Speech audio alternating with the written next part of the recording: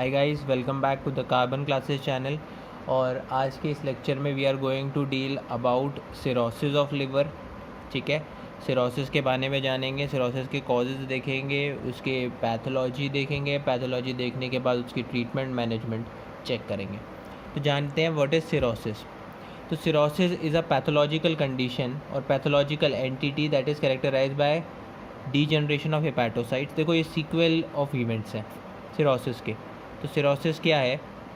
ये एक pathological entity है that is characterized by firstly there is degeneration of hepatocytes. Hepatocytes के degeneration के बाद वहाँ पर क्या होता है, वहाँ पर फाइब्रस टिश्यू रिप्लेसमेंट होता है। आपको इसको पूरे ऑर्डर में ऐसे ही लिखना है। So firstly there is degeneration of hepatocytes, then there is fibrous tissue replacement, then there is destruction of lobular architecture. ठीक है, लोब्यूल्स बने होते हैं तो उनका उस आर्किटेक्चर का डिस्ट्रक्शन होता है। Then there is formation of regenerative nodules. ये माइक्रो नोड्यूल होते हैं, मैक्रो नोड्यूल होते हैं या मिक्स्ड भी होते हैं, तो इसके बारे में आगे डिस्कस करेंगे।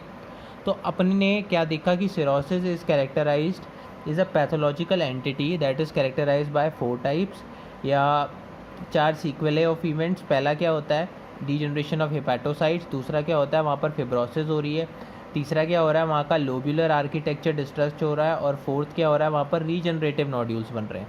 ठीक है, अब देखते हैं, आगे चलते हैं, आगे बात करते हैं ईटियोलॉजी।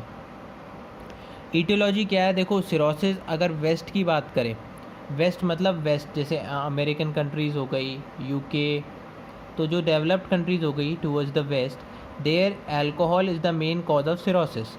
बट वर्ल्ड वाइड अगर हम देखें, वर्ल्ड वाइड में डेवलपिंग कंट्रीज़ ज़्यादा हैं, तो डेवलपिंग कंट्रीज़ में HBV hepatitis B virus is the commonest and hepatitis C infection के जो केसेस हैं वो इंक्रीज़ कर रहे हैं।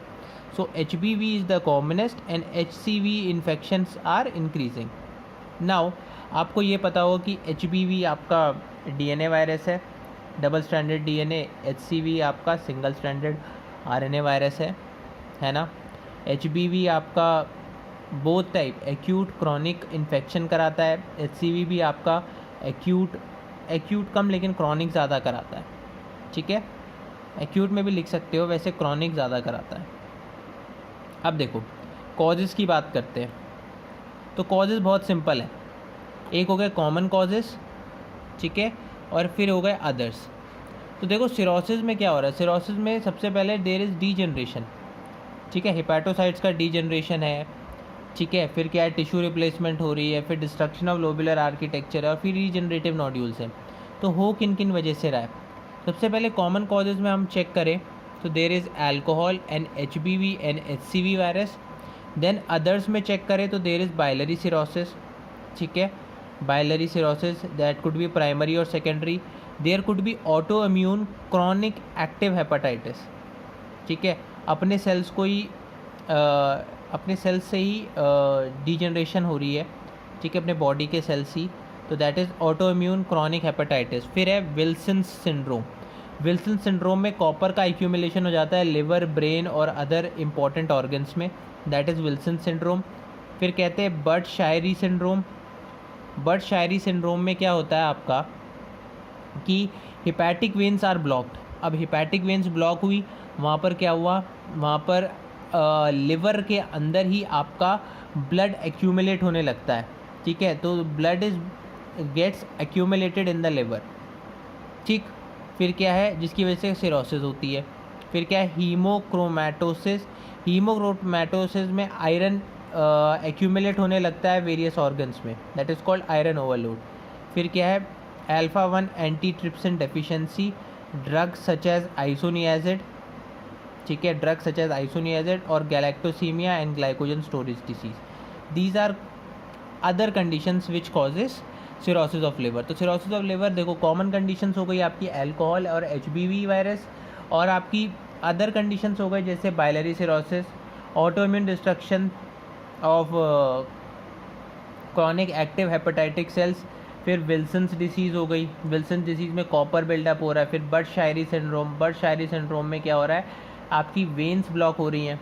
ठीक है, फिर और कौन कौन से सिंड्रोम्स हो सकते हैं जो कि इससे एसोसिएटेड है, तो वो है आपका haemochromatosis. Then we have studied about alpha 1 antitrypsin, drugs such as isoniazid, galactosaemia and glycogen storage disease. तो यार जैसे हमने पीछे बढ़ा था कि पैथोलॉजी डिस्कस कर रहे हैं अब हम, ठीक है। अब पैथोलॉजी डिस्कस कर रहे हैं, हमने पीछे बढ़ा था कि नोड्यूल्स बन जाते हैं, है ना। मैंने क्या बोला था, माइक्रो नोड्यूलर भी होता है और मैक्रो नोड्यूलर भी होता है और मिक्स नोड्यूलर टाइप भी होता है। क्या होती है वो पैथोलॉजी? स्टार्टिंग में क्या हो रहा था, हिपैटोसाइट्स का डिस्ट्रक्शन हो रहा है। हिपैटोसाइट्स का डिस्ट्रक्शन हो रहा है, वहाँ पर फाइब्रोसिस हो रही है। फाइब्रोसिस होने के बाद लोब्यूलर आर्किटेक्चर का डिस्ट्रक्शन हो रहा है, और लोब्यूलर आर्किटेक्चर का डिस्ट्रक्शन होने के बाद वहाँ पर नोड्यूल्स बन रहे हैं। नोड्यूल्स कैसे होते हैं? ये माइक्रो नोड्यूलर भी होता है, मैक्रो नोड्यूलर भी होता है। तो अगर बात करें माइक्रो नोड्यूलर सिरोसिस की, इसकी माइक्रो नोड्यूलर सिरोसिस की, तो यहाँ पर क्या बन रहा है, यहाँ पर regenerative nodules are small. Size क्या है इसका? 1 मिलीमीटर, ठीक है। जो रीजनरेटिव नोड्यूल्स हैं वो छोटे हैं, साइज़ 1 मिलीमीटर है, which is equal to normal size of the lobules, ठीक है। Each nodule is separated by connective tissue septa and each lobule involve is called Laennec's cirrhosis, ठीक है। तो जनरल इंपॉर्टेंट पॉइंट हमने यहाँ 3 देखे। पहले तो रीजनरेटिव नोड्यूल जो बनते हैं वो बहुत छोटे साइज़ के बनते हैं, 1 मिलीमीटर इन साइज़, ठीक है। और ये सिमिलर होता है जो नॉर्मल लोब्यूल्स प्रेजेंट है आपके लिवर में उससे। फिर ईच लोब्यूल जो है ये each nodule micro nodule is lined by connective tissue septa, ठीक है। और इन लोब्यूल्स को कहते हैं हम, द लोब्यूल्स इन्वॉल्व आर, जो लोब्यूल्स जिनमें ये नोड्यूल्स बन रहे हैं उनको कहते हैं हम लिनैक्स सिरोसिस, ठीक है। अब next is macro nodular cirrhosis में देखो नोड्यूल्स का साइज़ बहुत बड़ा है। अब नोड्यूल्स का साइज़ इतना बड़ा है कि हम मेजर नहीं कर सकते क्योंकि वेरिंग शेप एंड साइज़ है, ठीक है। They are large and vary in shape and size. The connective tissue septa are thick, this is called post hepatic और पोस्ट नेक्रोटिक सिरोसिस, ठीक है। इसको और क्या कह रहे हैं हम? पोस्ट हिपैटिक या पोस्ट नेक्रोटिक सिरोसिस। अब मिक्स टाइप में क्या दिखेगा? मिक्स टाइप में दिखेगा आपको both micro nodules and macro nodules type, ठीक है। मिक्स टाइप में हमें मैक्रो माइक्रो दोनों दिखेगा। तो हमने क्या देखा यार, माइक्रो नोड्यूलर था, मैक्रो नोड्यूलर था। माइक्रो नोड्यूलर में क्या देखा कि 1 मिलीमीटर साइज़ के होते हैं, स्मॉल होते हैं, सेप्टा थिन होता है, ठीक है, और कनेक्टिव टिश्यू के बीच में लाइन होता है। मैक्रो नोड्यूलर में क्या चेक किया, लार्ज होता है, वेरी शेप एंड साइज़ होती है, कनेक्टिव टिश्यू बीच में थिक हो जाएगा। थिक होने के बाद क्या होगा, पोस्ट हिपैटिव और पोस्ट नेक्रोटिक सिरोसिस में देखा जाता है, ठीक। मिक्स टाइप में क्या होता है यार, माइक्रो नोड्यूल्स और मैक्रो नोड्यूल्स दोनों देखे जाते हैं। अब डिफरेंट टाइप्स ऑफ ना सिरोसिस चेक करेंगे, ठीक है, डिफरेंट टाइप्स ऑफ सिरोसिस। तो सबसे पहला देखो टाइप ऑफ सिरोसिस है अल्कोहलिक सिरोसिस। मैंने क्या बोला था यार, alcoholic cirrhosis, alcohol is the most common cause in the west, ठीक है। तो अल्कोहलिक सिरोसिस में किस टाइप के नोड्यूल्स दिख रहे हैं हमें? लिनियक्स सिरोसिस। मतलब यहाँ से हमें लिनैक्स सिरोसिस देख के पता चल गया कि यहाँ पर किस टाइप के नोड्यूल्स बन रहे होंगे, माइक्रो नोड्यूल्स बन रहे होंगे, है ना, माइक्रो नोड्यूलर सिरोसिस। तो this is due to chronic alcoholism is a major cause. Large quantity of alcohol with increased frequency for at least 10 years is associated with cirrhosis. मतलब सिरोसिस हो क्यों रही है कि आप large amount of alcohol P रहे हो, आपकी हिस्ट्री 10 ईयर्स की है, ठीक है। अब only 10 to 15% of the chronic alcoholics develop cirrhosis. मतलब ये नहीं कि सारे अल्कोहलिक सिरोसिस डेवलप कर लें, खाली 10 to 15% of the patient they develop chronic alcoholic cirrhosis. अब पैथोजेनेसिस बात करें, देखो पैथोजेनेसिस बहुत सिंपल है इसकी। सबसे पहले क्या होगा, देखो फैटी चेंज होगा, ये चीज़ याद रखना, ठीक है। आपका लिवर का एनलार्जमेंट हो रहा है, हिपैटोमेगैली, ठीक है। यहाँ पर क्या हो रहा है, फैट का एक्यूमुलेशन हो रहा है, फैटी चेंज हो रहा है, ठीक है। तो hepatitis with infiltration of liver sales with inflammatory sales, ठीक है, हाइलिन डीजनरेशन एंड मैले बॉडी फॉर्मेशन। फिर क्या दिख रहा है आपको, हेपेटाइटिस दिख रहा है, ठीक है। हेपेटाइटिस मतलब लिवर का इन्फ्लामेशन हो रहा है, ठीक है। इसमें लिवर का इन्फ्लामेशन है, फिर इन्फ्लामेटरी सेल्स अंदर घुस रहे हैं और आपको मैलोरी बॉडीज़ की फॉर्मेशन दिख रही है. This is Mallory bodies, MALLORYBODIES. So Mallory bodies are also formed है. Now there is necrosis, then there is necrosis of liver cells which is replacement by fibrosis, and then regenerative nodular formations, micronodules. वो तो अपने ऊपर ही देख लिया था. तो देखो पैथोजेनेसिस सेम है जो मैंने आपको बताई थी.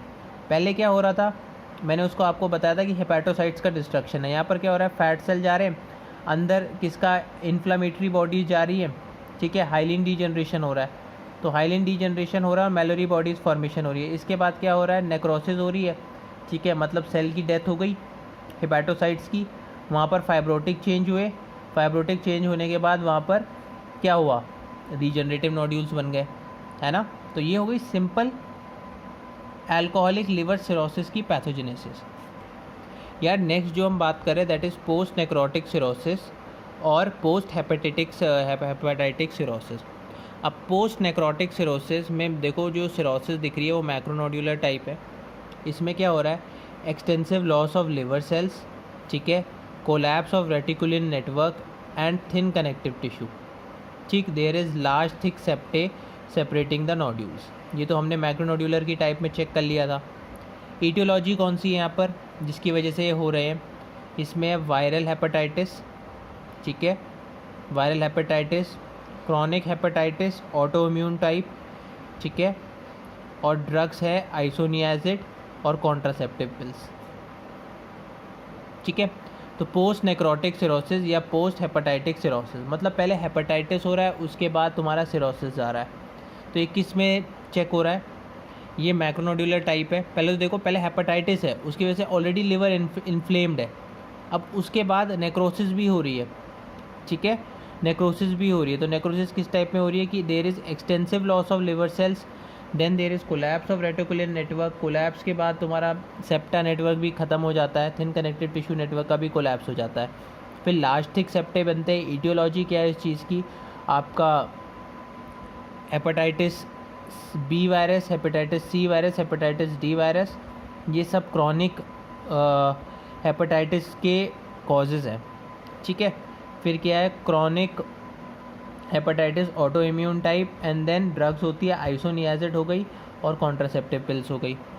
अब बात करते हैं बाइलरी सिरोसिस की. तो बाइलरी सिरोसिस हमने चेक किया था कि ये एक सिम्टम और है, ठीक है. किस में सिम्टम है, ये सिम्टम है आपका सिरोसिस कॉज करने में. तो ये बाइलरी सिरोसिस हो क्यों रहा है, it results from injury to liver cells due to prolonged obstruction of either intrahepatic और extrahepatic biliary system. समझ रहे हो क्या रहा है कि या तो इंट्राहेपेटिक सिस्टम ऑब्स्ट्रक्ट हो रहा है या तो एक्स्ट्रा बाइलरी सिस्टम, सॉरी, या तो इधर इंट्राहेपेटिक या एक्स्ट्राहेपेटिक बाइलरी सिस्टम डिस्टर्ब हो रहा है, ठीक है. अब बात करते हैं, दो टाइप्स होते हैं इसमें, प्राइमरी बाइलरी सिरोसिस और सेकेंडरी बाइलरी सिरोसिस. अब जो प्राइमरी बाइलरी सिरोसिस है ये तब होता है when intrahepatic ducts are involved by chronic inflammation, ठीक है, when intrahepatic ducts are involved by chronic inflammation. Secondary biliary cirrhosis occurs when extrahepatic ducts are involved, ठीक है, आर ऑब्स्ट्रक्टेड, ठीक है, अब biliary system due to a stone और tumour.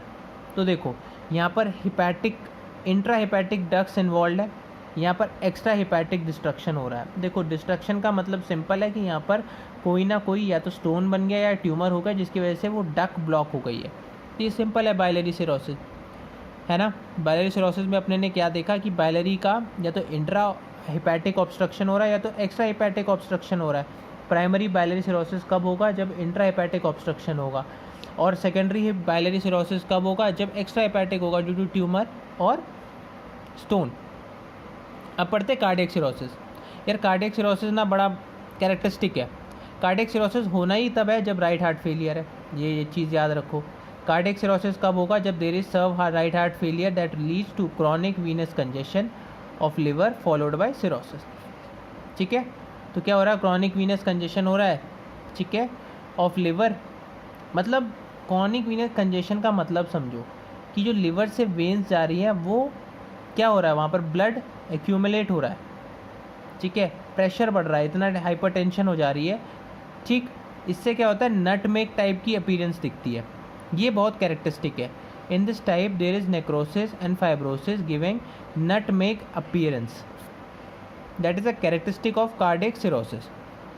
अब देखो मेटाबॉलिक एंड हेरिडिटी टाइप, ये तो सिंपल है। मेटाबॉलिक में हिमेटोक्रोमेटोसिस में आयरन ओवरलोड है, विल्सन्स डिसीज़ में कॉपर डिपॉजिट हो रहा है, ग्लाइकोजन स्टोरेज डिसीज़ है, ठीक है, ग्लाइकोजन मेटाबॉलिज्म में प्रॉब्लम है इसमें।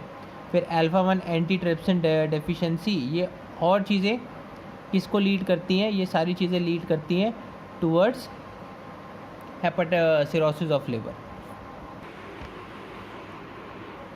गाइस नेक्स्ट हम बात कर रहे हैं किसके बारे में, पैथोजेनेसिस, ठीक है।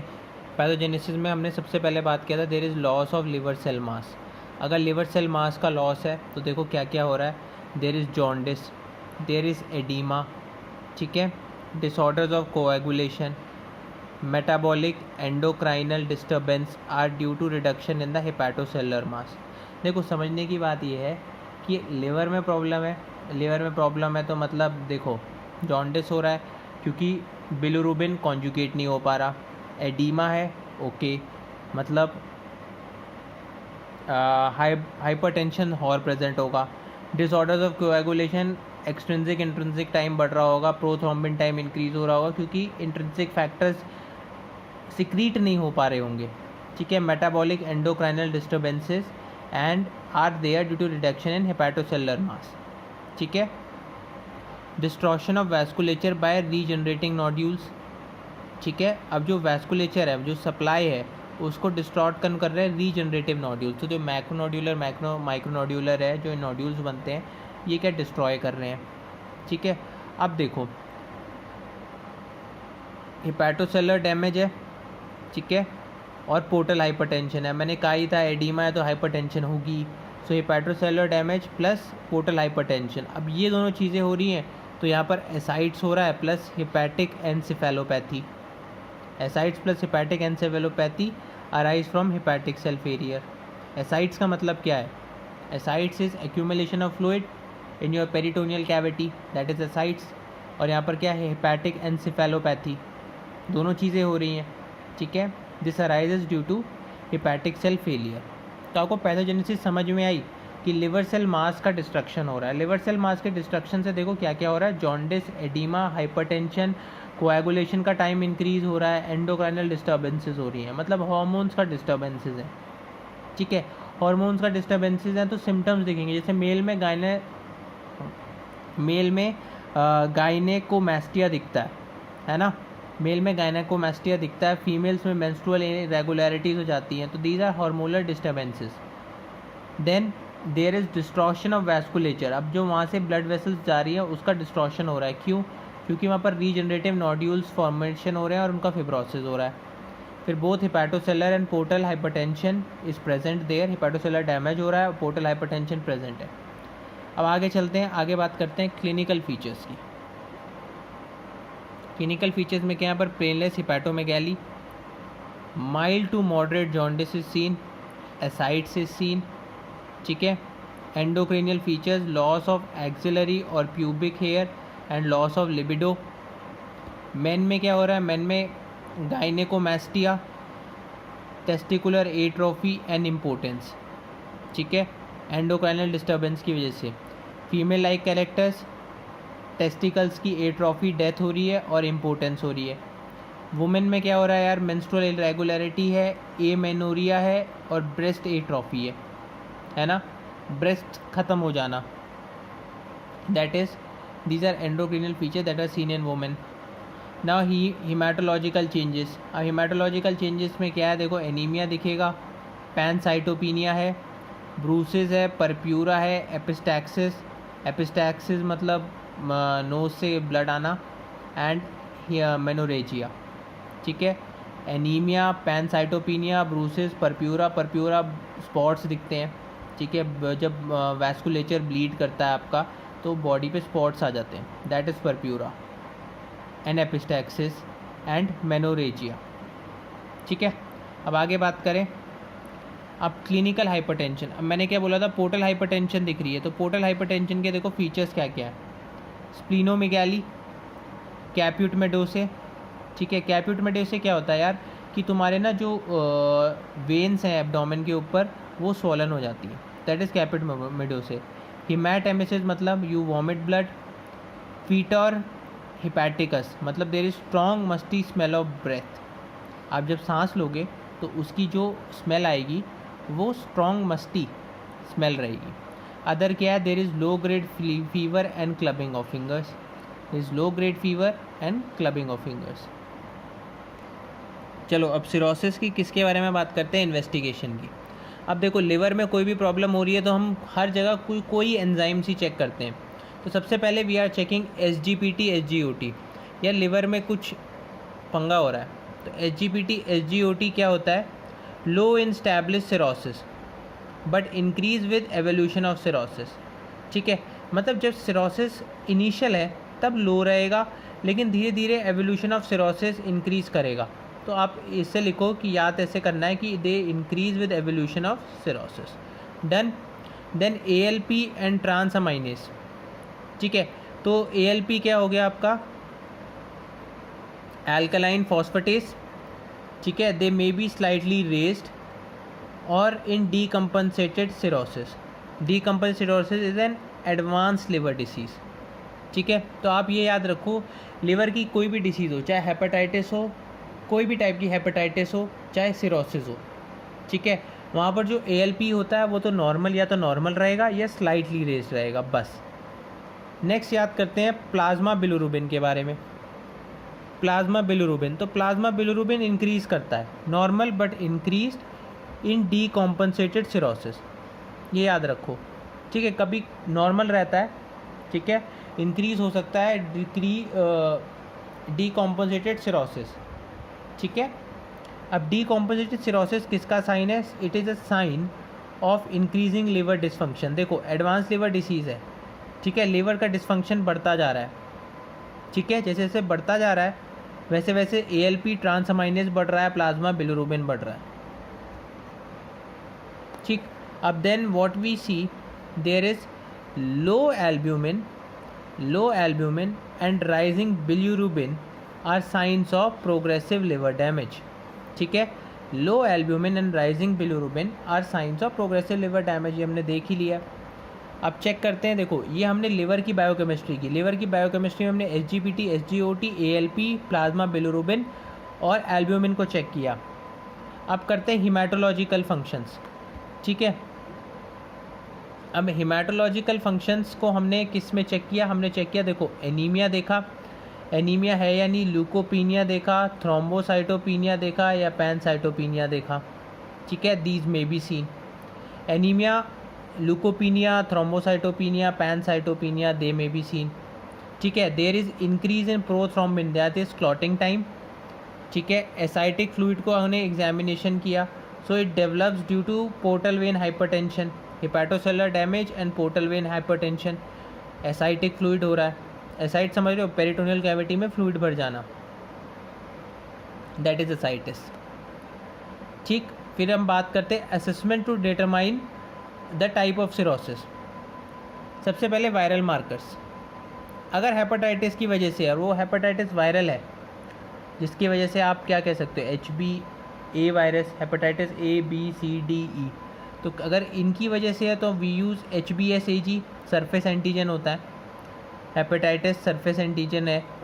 ठीक है, we use this as a viral marker. फिर क्या है, in autoimmune hepatitis what can we do is we can use auto antibodies, anti nuclear, anti smooth muscle, anti mitochondrial antibodies. ठीक है, ALP का लेवल कहाँ राइज होता है यार, ALP का लेवल कोलेस्टेसिस में राइज होता है। अब सीरम इम्यूनोग्लोबिन लेवल्स, IgG का लेवल देखो ऑटो इम्यून हेपेटाइटिस में राइज होगा, IgM का लेवल किस में राइज होगा, बाइलरी सिरोसिस में होगा, और IgA का लेवल अल्कोहलिक सिरोसिस में होगा। ठीक है, तो ये कुछ टाइप्स थे जिसकी वजह से हम असेस कर पाते हैं कि how to assess type of cirrhosis. सबसे पहले viral markers HBsAg, then auto immune hepatitis, auto antibodies, anti nuclear, anti smooth muscle, mitochondrial antibodies are seen. ALP, cholestasis, serum antibodies, IgA, IgM and IgG, VC। तो IgG chronic है तो auto immune hepatitis में दिख जाएगा, IgM biliary में, और IgA alcoholic. देखो A for ये और A फॉर अल्कोहलिक लिवर, है ना। आगे चलते हैं। देखो अब कुछ मिसलेनियस टाइप्स थे। देखो सीरम कॉपर है, कॉपर इंक्रीज हो रहा तो अपन को पता है कि यार विल्सन्स डिसीज़ है या विल्सन सिंड्रोम है। आयरन है तो हिमाटोक्रोमेसिस, ठीक है। अल्फा 1 एंटी ट्रिप्सिन इंक्रीज हो रहा है तो यार सिस्टिक फाइब्रोसिस है, ठीक है, बेसिक है। अल्ट्रासाउंड में क्या रिवील होगा? अल्ट्रासाउंड में रिवील होगा change in the size, shape and echo texture of liver. सब में चेंज है, size, shape and echo texture. फिर फैटी चेंज किस में दिख जाएगा यार? फैटी चेंज आपको उसमें दिख जाएगा अल्कोहलिक लिवर डिसीज़ में, है ना, अल्कोहल में। जिसका अल्कोहल ज़्यादा है तो उसमें फैटी चेंज दिख जाएगा। Fibrosis produce increase echogenicity. Then we to biopsy of the tissue. Biopsy of the tissue कुछ नहीं बताती, सिरोसिस कंफर्म करती है बस, ठीक है। आप कॉम्प्लिकेशंस देखते हैं। देखो कॉम्प्लिकेशंस में आप कुछ भी लिख सकते हो, अब तक आपने बहुत चीज़ें पढ़ ली हैं, ठीक है। तो मैंने क्या बोला था, सबसे पहली कॉम्प्लिकेशन है, देखो एसाइड्स लिख सकते हो, है ना। Ascites plus portal, there is portal hypertension, ठीक है। पोर्टल हाइपरटेंशन है तो मतलब एडीमा भी होगा, लिख लो एडीमा। फिर क्या है? हिपैटिक एनसिफेलोपैथी। अब एनसिफेलोपैथी क्या है कि ब्रेन भी अफेक्ट हो रहा है, ठीक है। Loss of brain function where there is damage to the liver cell, ठीक है, क्योंकि लिवर्स टॉक्सिन रिमूव नहीं कर रहे तो ब्रेन को डैमेज हो रहा है। फिर क्या है? There is increased incidence of hepatic cell carcinoma, ठीक है। फिर septicaemia, fatal bleeding is there, because bleeding fatal क्यों है? क्योंकि यहाँ पर जो आपके इंट्रिंसिक फैक्टर्स थे, कोएगुलेशन फैक्टर्स थे, वो फॉर्म नहीं हो रहे। Then there is spontaneous bacterial peritonitis, ठीक है। Malnutrition is there, hypersplenism is there, splenomegaly कह सकते हो, ठीक है, और हिपैटोरीनल सिंड्रोम। तो ये कुछ कॉम्प्लिकेशंस है। क्या क्या कॉम्प्लिकेशंस है? पोर्टल हाइपरटेंशन है, पोर्टल हाइपरटेंशन मतलब एडीमा भी प्रेजेंट होगा, ठीक है। आपका हिपैटिक एनसेफेलोपैथी है, ब्रेन सेल्स की डेथ हो रही है, क्यों? क्योंकि हिपैटिक सेल्स आपके टॉक्सिन शो नहीं कर रहे। एसाइड्स हो सकता है यहाँ पर हेपेटिक सेल कार्सिनोमा हो सकता है, सेप्टिसीमिया हो सकता है, ठीक। मल्टी न्यूट्रिशन प्रॉब्लम हो सकती है, ठीक है। स्पॉन्टेनियस बैक्टीरियल पेरिटोनाइटिस हो सकती है, हिपैटोरीनल सिंड्रोम हो सकता है, हाइपरस्प्लिनिज्म। अब ट्रीटमेंट जो रहेगा यार, ट्रीटमेंट बड़ा स्पेसिफिक रहेगा। कैसे स्पेसिफिक रहेगा? इट इज़ सिम्टोमेटिक ट्रीटमेंट, कि जो अंडरलाइनिंग कॉजेज़ है उसको ट्रीट करो। तो सबसे पहले find out the aetiological factor and then treat them. You should find out the aetiological factor and treat them. Then treatable condition such as alcoholic abuse, drug investigation, haemochromatosis, Wilson disease can be treated. Antiviral therapy in hepatitis is recommended. और आपको पता है antiviral हर किसी के लिए अलग अलग रहती है ना, ठीक है। अब क्या करेंगे? मैल न्यूट्रिशन को ट्रीट करेंगे। मैल न्यूट्रिशन को ट्रीट कैसे करेंगे? देखो ईजी है। सारी बीमारियों में यार एक हाई प्रोटीन डाइट का वो रहता है, मतलब मैक्सिमम केसेस में आपको एक हाई प्रोटीन डाइट देनी पड़ेगी पेशेंट को। देन चाहे हेपेटाइटिस हो चाहे यहाँ हो। Then high caloric diet, 3000 kilo calories per day. Hepatitis में भी सेम है, यहाँ भी सेम है, लेकिन कब? जब पेशेंट को एनसेफेलोपैथी ना हो, ठीक है। For patients who do not have encephalopathy, alcohol must be avoided, alcohol must be avoided. एक कॉम्प्लिकेशन क्या यार? एसाइड्स की होती है, ठीक है। तो एसाइड्स को ट्रीट कैसे करना है यार? पहले तो सोडियम और वाटर रिटेंशन कम कराओ, ठीक है। सोडियम और वाटर रिटेंशन कैसे होगा? मतलब यार पहले तो सॉल्ट इंटेक कम कराओ, है ना। देखो ट्रीटमेंट मोडालिटीज़ देख लो, फटाफट करेंगे। Firstly we need to treat oedema and ascites do not change with course of the disease, ठीक है। Source of excessive sodium intake should be corrected, सबसे पहला point.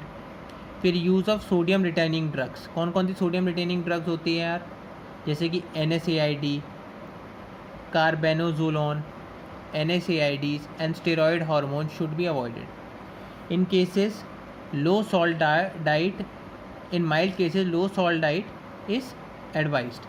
Then in most of cases of ascites, we need to use diuretics. ठीक है, diuretics use करना पड़ता है. अब एसाइड्स में आप लोग देखोगे, अगर माइल्ड एसाइटिस है तो थायाजाइड दे दो, अगर मॉडरेट है तो लूप डायूरेटिक्स हम रेकमेंड करते हैं. लेकिन अगर सर्व है तो यार सर्व में तो थोड़ा कॉस्टलियर ट्रीटमेंट होता है. ठीक है, हम लोग उसको फ्लूइड को रिमूव करते हैं. So diuretics to remove the extracellular fluid. Then if ascites is marked, then patient should be hospitalized and assessed for liver function. Then vigorous therapy in the form of bed rest, water retention, restriction of salt, and a high protein, high potency diuretic, that is furosemide.